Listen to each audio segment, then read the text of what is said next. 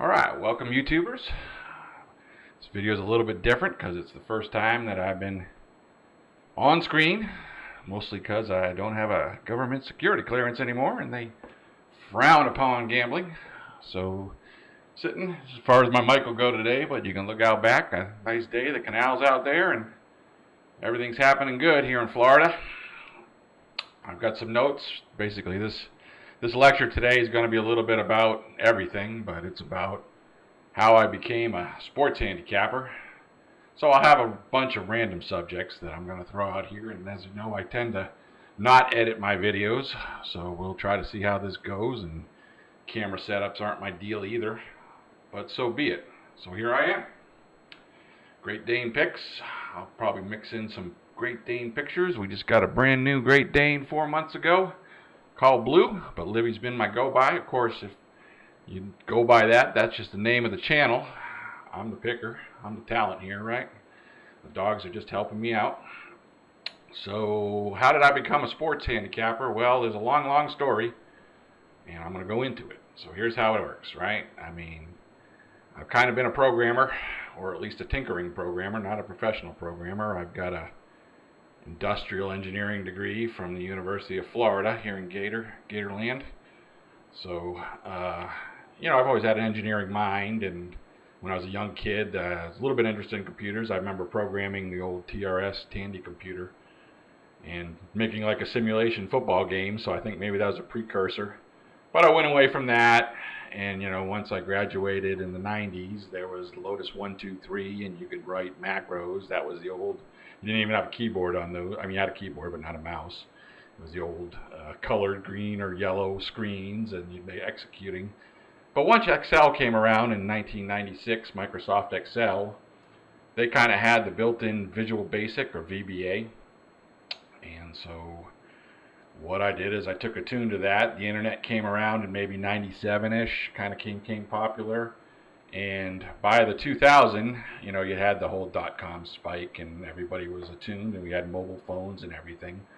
So one of the things I did is I wrote macros to help Excel do weird things. I kind of advertised on websites and others and got my foray into it, sort of as a side job, just to keep myself more entertained than anything, but made a little bit of money. But not a lot.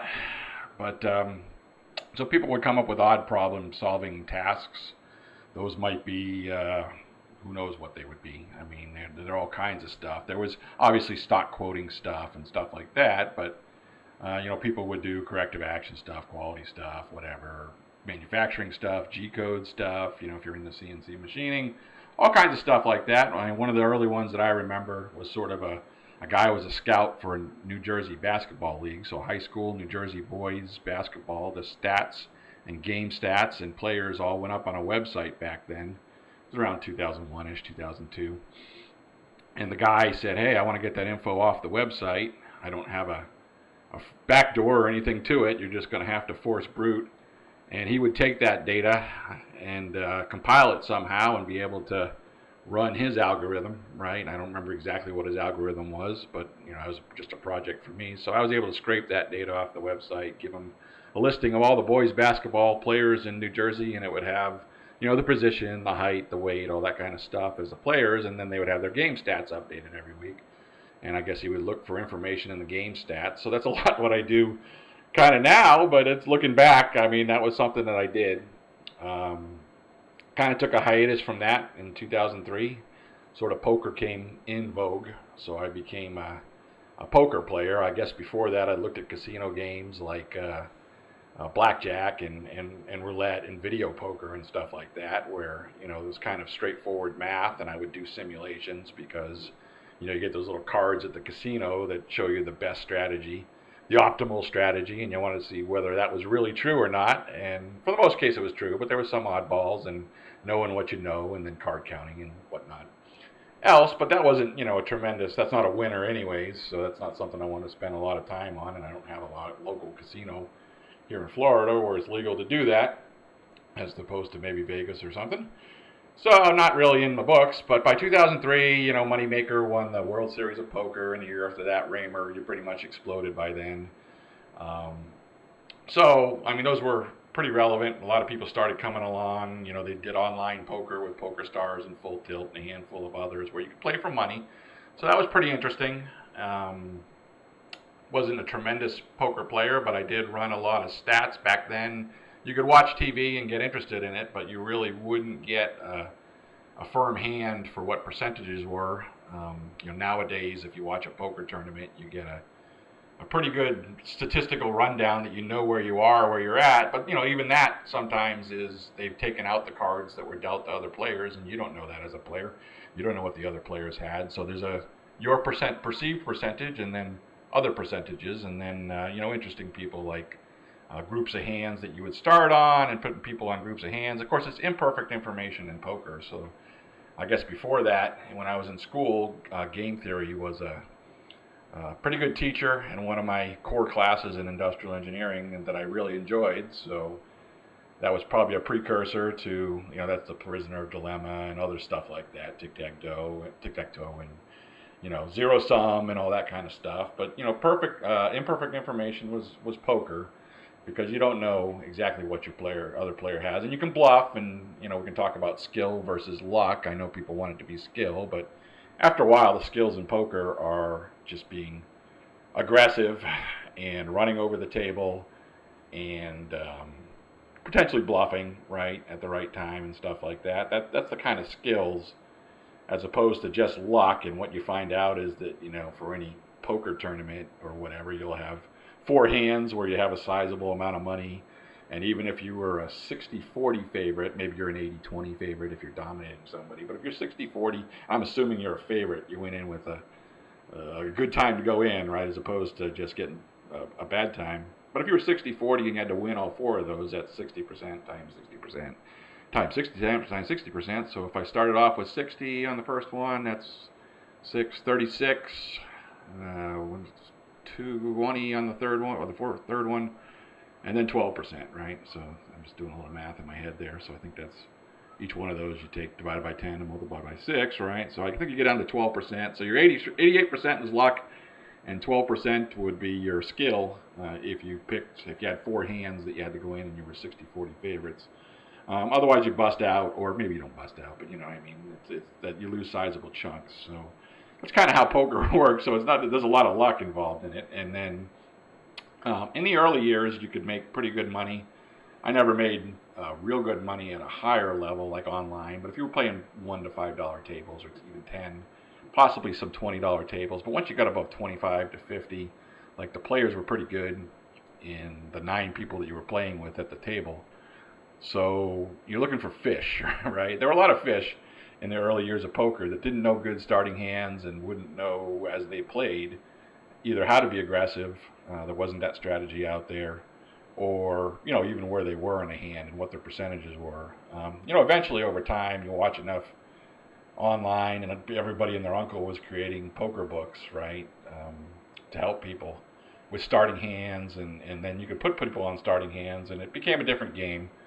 But eventually, if everybody is of equal skill at a poker table, then the vig is just going to eat you up, right? I mean, you have to have some people that you're better, at least a couple fish. So, I mean, that's what happens as you elevated and went up, and eventually it flowed down to the lower tables. But I remember, like, multi-tabling 24 and 36. I had 2 or 3 screens on my computer at one particular time. So you're not really making decisions.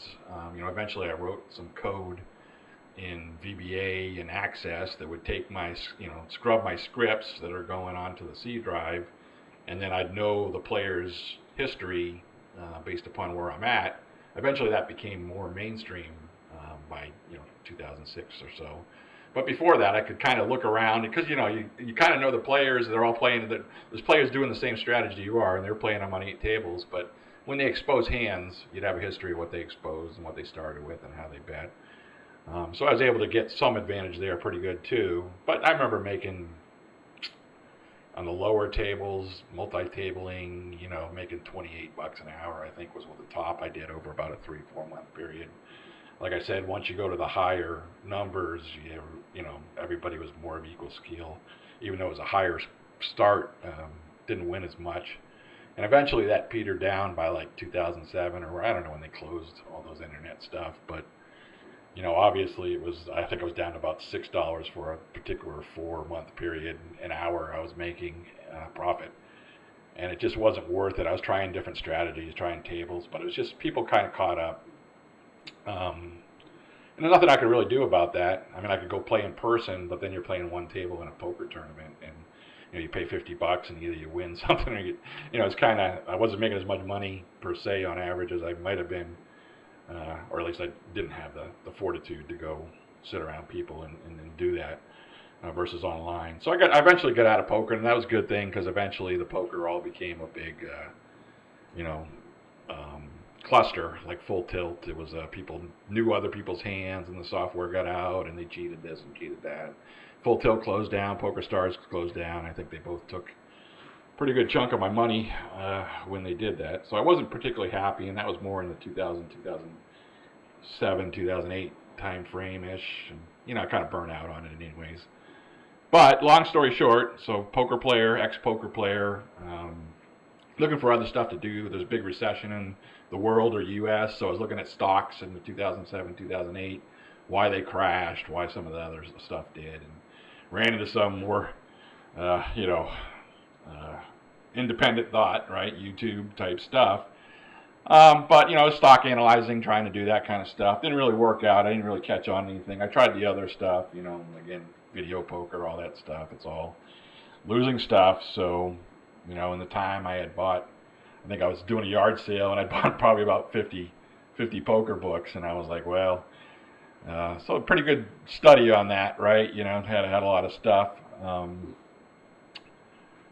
So I bought a game theory. I bought an NFL book. It's the only NFL book I bought on NFL betting.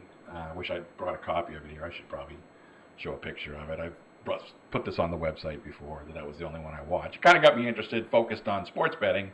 I tried all the other casino stuff within reason. Dog track stuff was another stuff I looked at. My local dog track / horse track. Had stats, everything, but I couldn't really correlate the dogs and how they ran. To get any type of insight as to how they would run on the next one. It seemed just a little too much random in there. Again, dog tracks and pari-mutuels and even poker, that you put in a set amount of money, they collect a set amount of money, they skim off the top. So a poker tournament will skim off the top. Tables kind of do that. Definitely at the dog track, they collect the money and they take their 6% out, and then they display the odds back out. So you're not really going to break those type of books. Sports betting a little bit different, because sports betting, you're not sitting at a table of 9 people, or a dog track obviously is unlimited, or horse track, but they're taking straight mathematical bets. You can crush a book, if they give wrong odds, or if teams just win. I mean, collectively over time they'll average out and should win.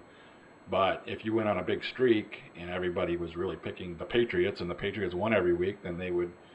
Every percentage of people, they could potentially lose everything, because it's not pari-mutuel.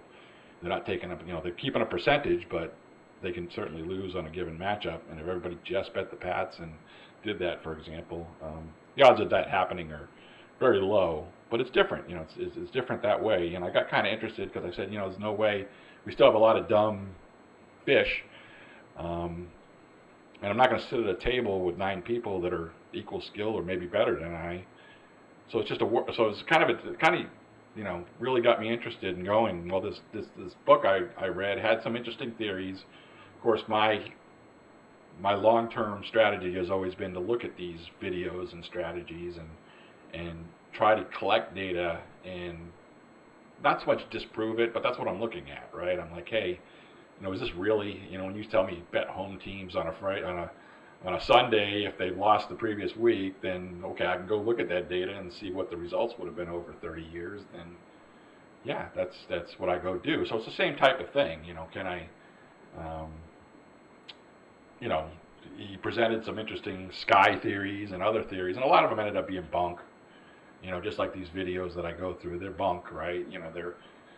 They're spewing the Vegas insider stuff, right? And it's, hey, that's actually not good advice. It wouldn't win over 30 years.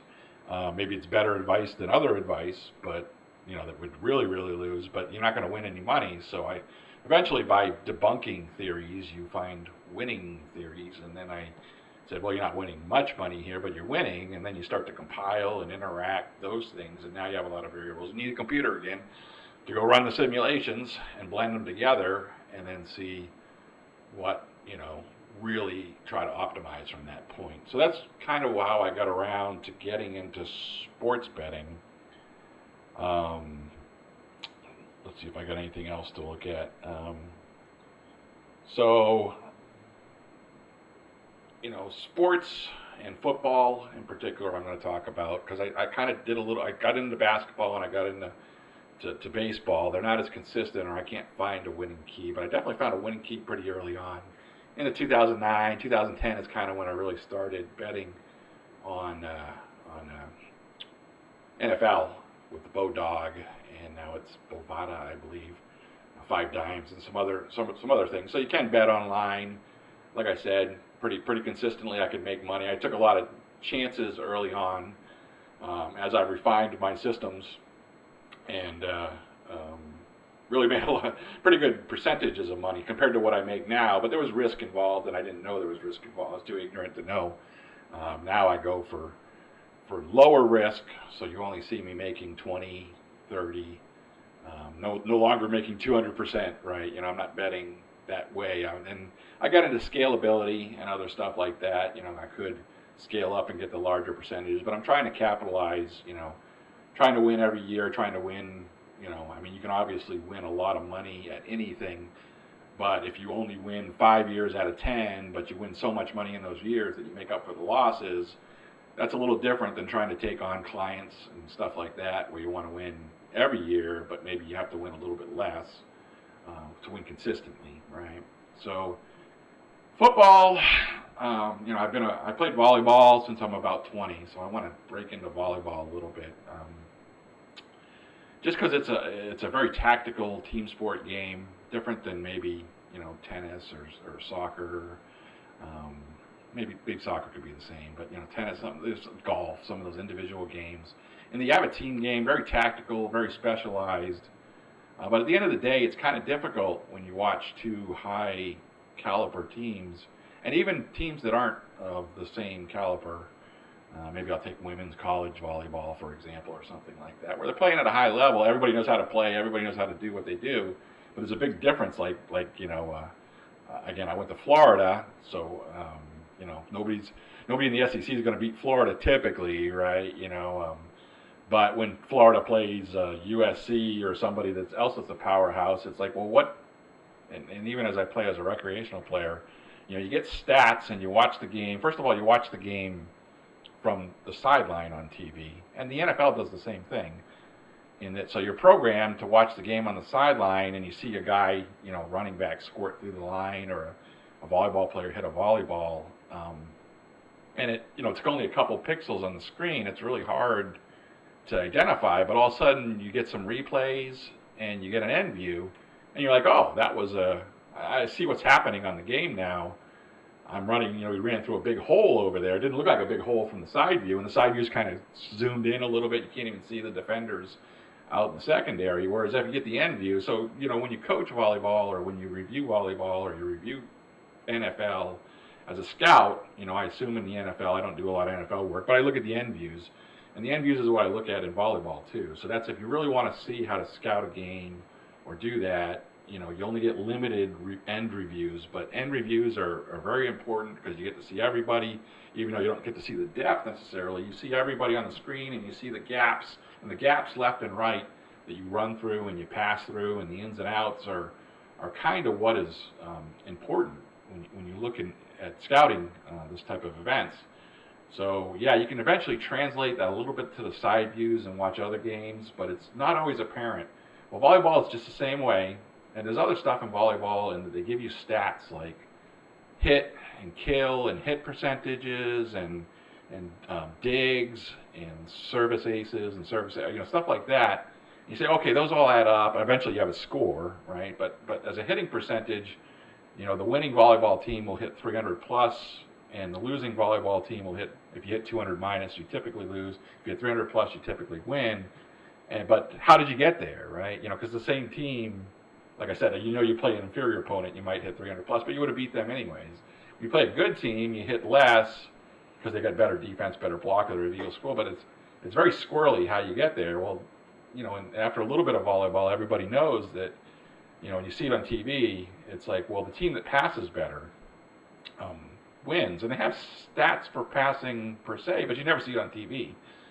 As far as the scoring system and stuff like that. I mean, if you put it up on the TV, like how did that team pass and how did this team pass? Well, it becomes very apparent why one team won and the other team didn't win, as opposed to looking at just straight hitting percentages or service errors or assists or blocks and stuff like that. Well, football, same kind of way. We all know that the offensive and defensive lines kind of win games, but there's no stats on offensive line. I mean, you get the yards per rush and yards per pass, but picking up blitzes. I mean, there's little variables in there. Turnovers are obviously big, but you can't. It's funny how they lead. The average person gets down and gets in these stats. Not that they're not important, but their end results is something else, and you really don't get the stats that would really show why one team wins and another team loses, or why this one team won in this instance, right? And how their line does. And then, sometimes I go even a little deeper. You get offensive coordinators, defensive coordinators. Do they change their style depending upon who they're going to play? Do they have the talent to do that, or they just stick with the same game plan all the time, and then eventually someone, So it's kind of weird. You can kind of pick those people out pretty quickly, and those people continue to get jobs and continue to have big names, or their father was a big name, or something like that. I'm now naming people, but it is what it is, right? And so, other interesting stuff like that. That's how I kind of got in with my background in volleyball and the subtleties of that and what you look for in winning versus losing. It's very finite. And another example of NFL being finite, if you complete 65% of your passes as a quarterback, you're exceptional Hall of Fame. If you complete 60, your average run-of-the-mill, maybe a starter, maybe a backup. If you're 55%, you suck and you're a bust and you're out of the league. Well, those are very small percentages. It's the same thing if it's yards per, right? If you get under 6, between 6 and 7.5, and then 7.5 or over per completion, I think, or per attempt. I forget. I have to go back and look at those even. But the line between Pro Bowl, All-Star, Hall of Fame quarterback and bust is actually smaller than you think in terms of a percentage, right? I mean, every once in a while you get a Team Tebow maybe that throws 49% completion rate, and everybody knows he's terrible, but it's a fine line between 58% and 63%, and your quarterback rating of above 90 versus below 80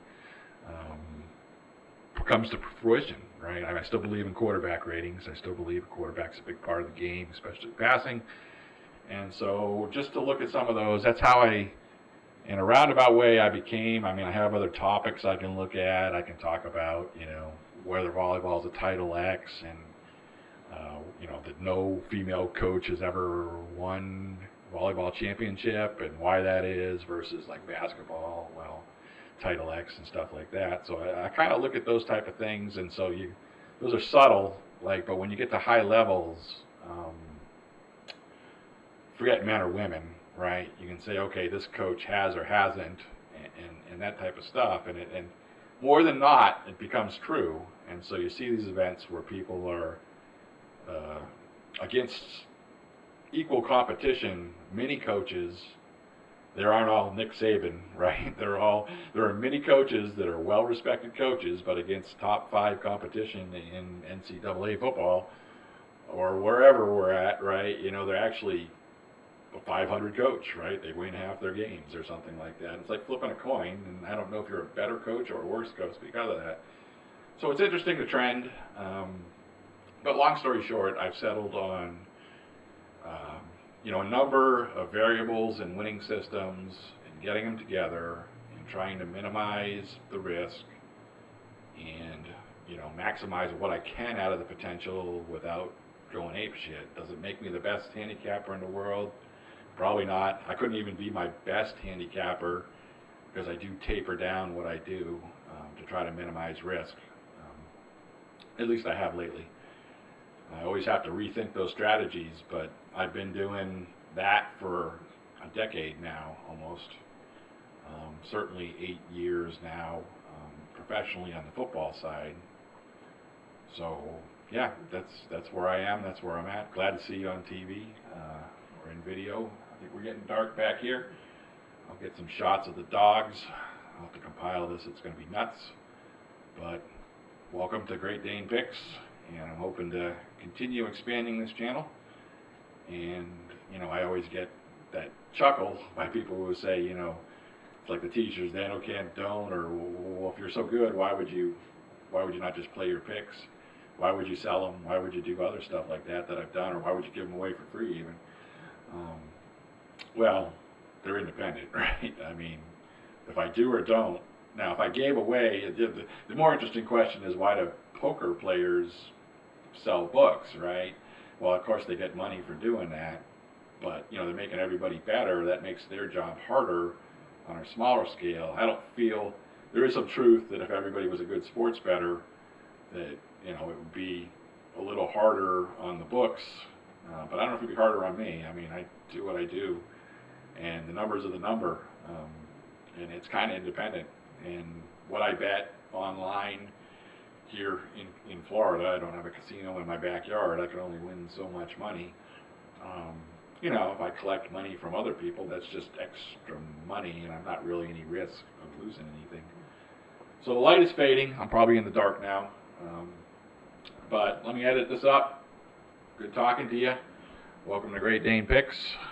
I'll be my intro. Have a good one.